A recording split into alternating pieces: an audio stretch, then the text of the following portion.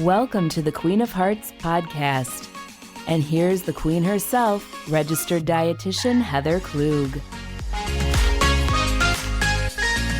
Hello, everyone. Welcome to the Queen of Hearts podcast. Hi, everybody. I'm back. Bethany's here with me as well. Before we get into today's topic, we're going to be talking about the food and mood connection. I just wanted to give everyone an update. So when we first started these podcasts, we using a site called Anchor. And on June 15th, we are going to be switching to a different hosting site for the podcast. Fresh start. Yeah, and this hosting site is called Buzzsprout. Oh, perfect. Perfect fresh start sounding name. Buzzsprout. Yes. So with Buzzsprout, we're going to have our own website, and it'll have an embedded podcast player on there. So It'll be really easy to access all of our episodes. Great. Yeah, so we'll keep mentioning that in all the podcasts we're doing up until then. This does not affect people who are listening to our podcasts on iTunes, Google Podcasts, Spotify, any of those. It only affects people listening from Anchor. So just want to give the Anchor folks kind of a heads up about that. All right, so let's dive into the food and mood connection, Heather. Yeah, so it's Mental Health Awareness Month. So, yes, it is. So we thought this might be a really fun topic to talk about in regards to mental health. Right. We know that how we feel and our mood can affect what we choose to eat a lot of the time. I know it does for me.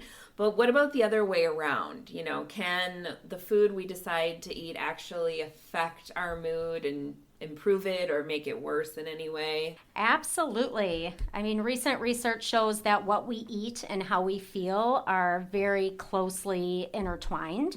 Most of the focus on healthy eating in the past, I think, has been on how, you know, food affects our physical health, right? Yeah. Like, okay, it's going to lower blood pressure or lower cholesterol or reduce your risk for heart disease or type 2 diabetes. But there's more and more research being done on how the foods we eat affect our mental health, that it's actually good for the mind as well as the body. Right.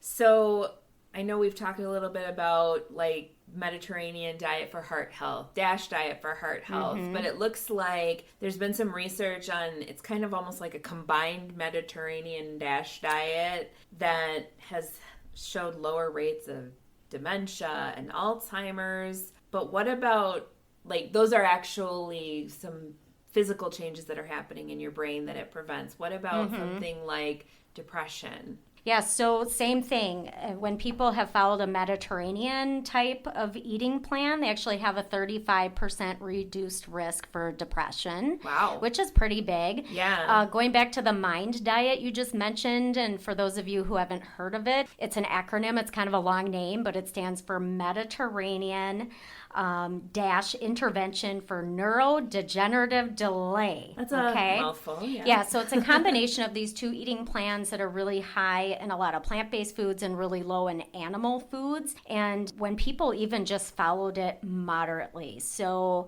you know, they do pretty well with it, right, but they certainly have an not occasional perfect. Burger.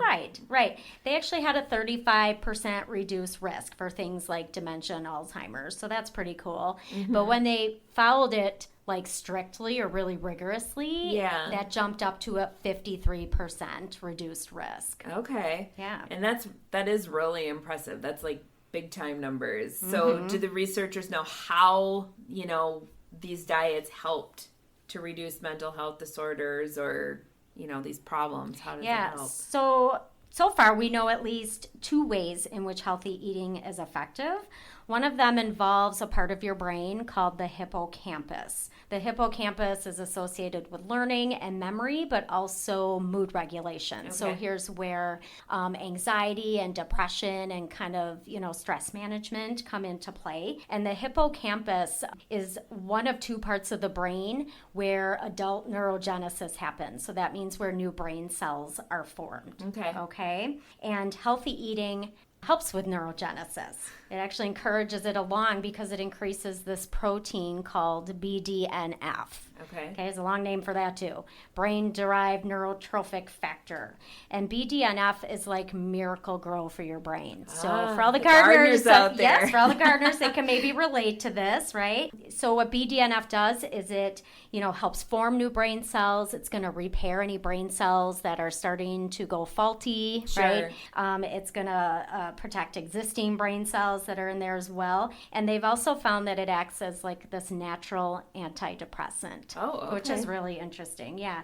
And researchers think that decreased levels of BDNF lead to atrophy or shrinkage of the hippocampus, and this in turn can lead to depression. And that's what they found in studies where they've done brain scans on people with depression. They see shrinkage of the hippocampus. And usually those people also have low BDNF levels. So obviously you said healthy eating helps increase those BDNF levels, but like, what do you mean by healthy eating?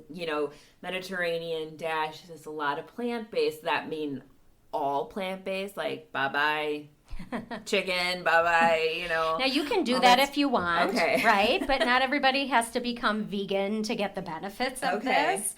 Really what you're striving for is just a healthy eating pattern that has a lot of plant-based foods in it. So think vegetables, fruits, whole grains, legumes, nuts, seeds, right? And then if you're going to include animal foods, you just want smaller amounts of those in there. Right. So basically the kind of stuff you've been telling heart patients for years.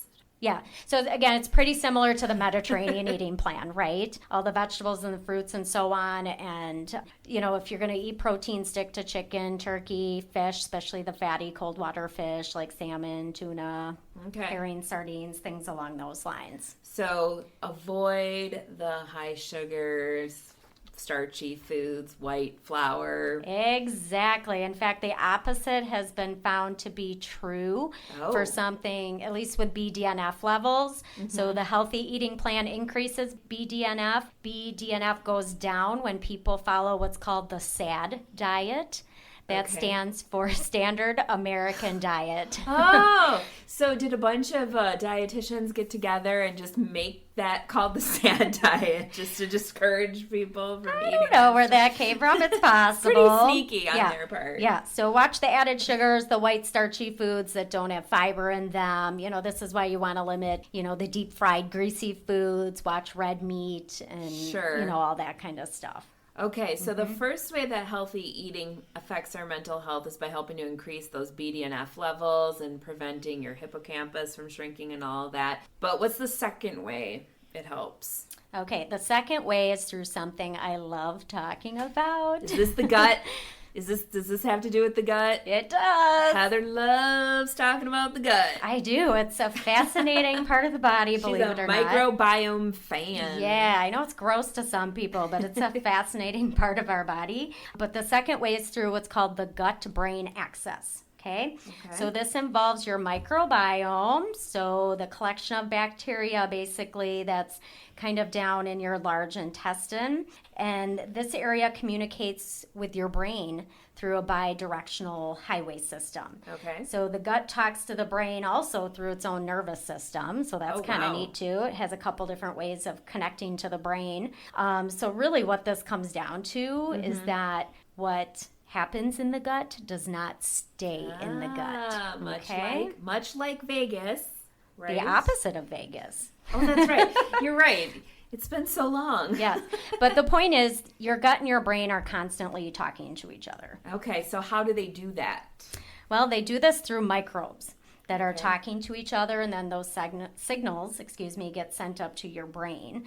Within your gut, there's actually 100 trillion microorganisms. It's a combination of bacteria and fungi and yeast and that sounds kind of disgusting. Parasites. I know, it sounds kind of gross, but we're going to focus mainly on the bacteria. Okay? So in your gut, there's both healthy bacteria and unhealthy bacteria. Okay. And your goal is you want more of the healthy stuff, right? Naturally. Yes. You're never going to be able to fully get rid of the unhealthy bacteria. It's always been there. It always will, but we just want to keep higher numbers of the healthy bacteria Makes sense. to keep them in check, right? Sure. It's kind of like your own little army down there, so to speak. And the reason is one of these things that the healthy bacteria do is they actually create over 30 different neurotransmitters. Oh, wow. The neurotransmitters we're going to focus on are the ones that relate to anxiety and depression, and those are serotonin, dopamine, and GABA. Okay.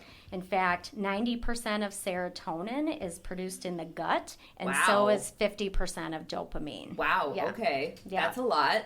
Yeah, and the healthy bacteria also increase the GABA receptors in the brain, and that allows more of the GABA to be utilized up there. Wow. Okay, so it sounds like the more healthy bacteria we have in our gut, the more potential there is to regulate mood. So that helps reduce the instances of depression and anxiety. That is correct. You want large numbers of these healthy bacteria.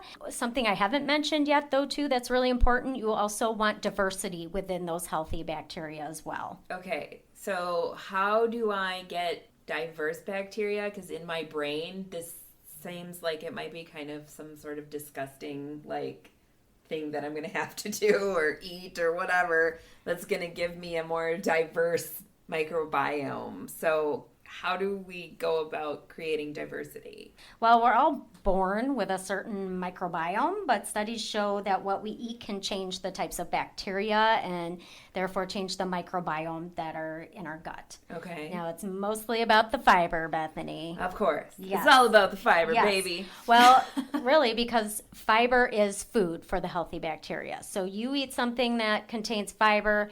Fiber does not get fully broken down until it hits your large intestine, right? Okay. So once it gets down there, the fiber eats it. And while it's doing that, it's creating these really healthy substances that go on to make those neurotransmitters that we talked about before. Okay, so how much fiber do we all need every day for optimal physical mental health? I know that we always hear that people aren't getting enough of it. So what is like the goal we should be striving Yeah. for? So the amount to aim for is really based on your calorie level. It's 14 grams per day for every 1,000 calories that you eat. Okay. So for most women, this works out to roughly 25 grams or more of fiber each day. And for men, it's about 30 grams. That sounds or like more. a lot. Yeah, it does. But if you eat a wide variety of different foods with fiber, you'd be surprised at how quickly you can get up there. Like eating a half a cup of legumes or beans,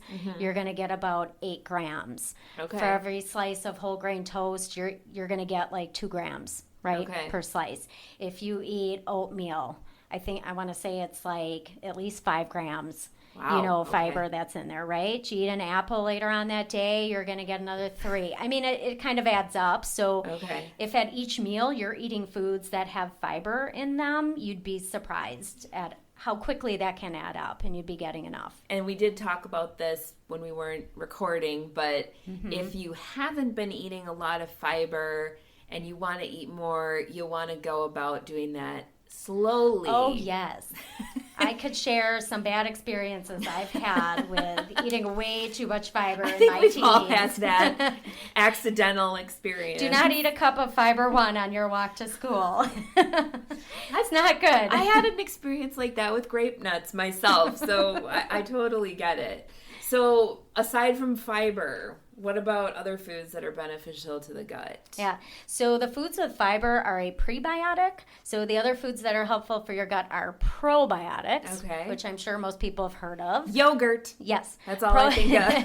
Yeah, probiotics are really healthy bacteria. Okay. So you can consume them on a daily basis just to maintain a healthy gut, or often people might use them once there's been an infection and they need to rebuild their population of healthy bacteria. Or if they've been on like an antibiotic. Or like an antibiotic. Yeah, the latest research, however, is showing that if you're taking an antibiotic, you should not take the probiotic at the same time. It actually reduces the effectiveness of the antibiotic. So you just could do it wait. later. You Okay. could do it later. But again, the best way to build it up is through the eating enough foods that have fiber each day. But if you do want to eat foods with probiotics, those would be things like yogurt, kefir, kombucha, homemade sauerkraut, homemade pickles, and kimchi. Okay, what about... Yogurt's probably the easiest way, I think, for most people to get it in. That's what I do mostly. Those of us who don't make our own sauerkraut, is there a prepared sauerkraut that's better? Yeah, I've seen in a lot of grocery stores now, because of the emphasis on probiotics, like the stuff that's found in glass jars normally is homemade. Oh, good. That's the stuff I get. Well, there you go.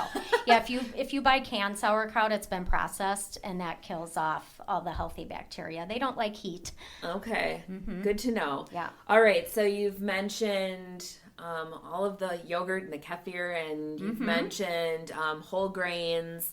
What other foods that contain fiber? Like, what are your 5 fave things to recommend to Like people? my top standouts? Yeah. And then keep in mind, any foods with fiber are great, right? Again, exactly. Try to get in the diversity as much as you can, but I think the standouts for me would be things like the whole grains. We've touched on them a little bit, but especially intact whole grains like oatmeal, quinoa, brown rice, things along those lines, okay? Another big one would be like fatty cold water fish, like salmon, tuna, herring, sardines. Even in a can? Yes, even if it's in the can, you're still getting the omega-3 fats from them. Okay. And you don't need to eat a ton of them. You don't need to eat them every day. Like 2-3 servings a week is fine. Okay. In fact, I'm going to be doing a recipe for that pretty soon for our Facebook page. That's going to be our grilling recipe for this week. All right. The salmon. Also, things like leafy greens and the other cruciferous vegetables are great. You know, stuff like berries are really good because of their deep, rich colors. And lots of seeds, right? Yes, like nuts and seeds are really good too. In fact, I was thinking of the greens and the strawberries. I just did that spinach and strawberry salad. That's a perfect little marriage. That's on our Facebook page too.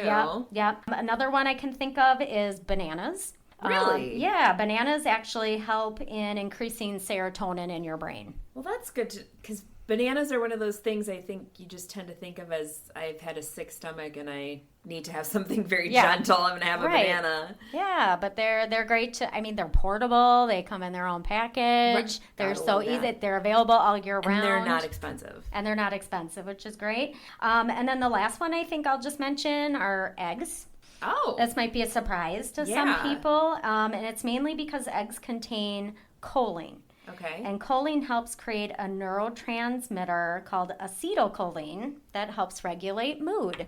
Oh, that's awesome. So don't go crazy on the eggs. And, right. You know, don't eat a whole dozen a week kind of thing. I mean, my big feeling with eggs is they're, you know, great lean source of protein, but it's all in how we prepare them and what we eat with them. Sure. So prepare them healthfully, eat other healthy things with them so you don't get yourself into trouble. And can I just mention one more food? Of course. So you're the boss. Well, I just have to mention dark chocolate too. we gotta get a healthy sweet in there. Yes. So dark chocolate is going to help with reducing inflammation levels because that's also tied to depression and anxiety, right? Like high inflammation levels, and who doesn't want to eat a little dark chocolate here and there? Exactly. It also increases blood flow to the brain and it reduces stress hormones. So.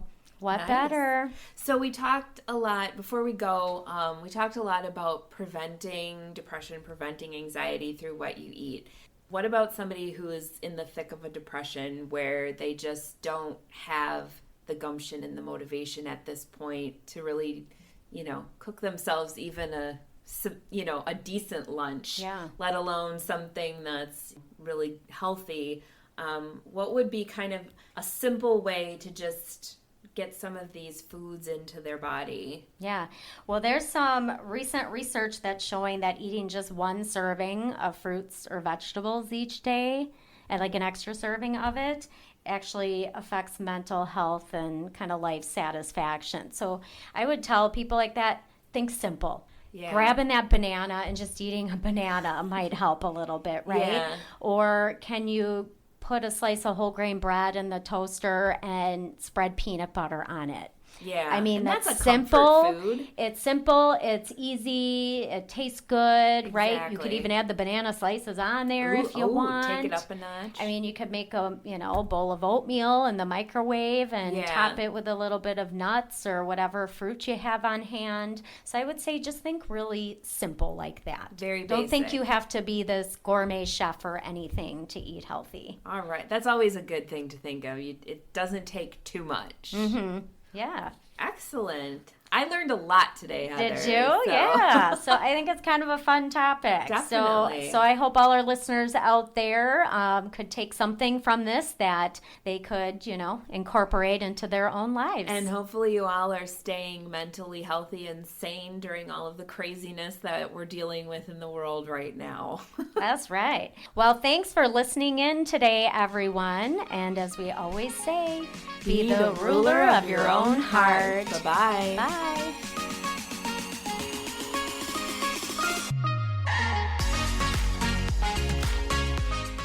Thank you for joining us on the Queen of Hearts podcast.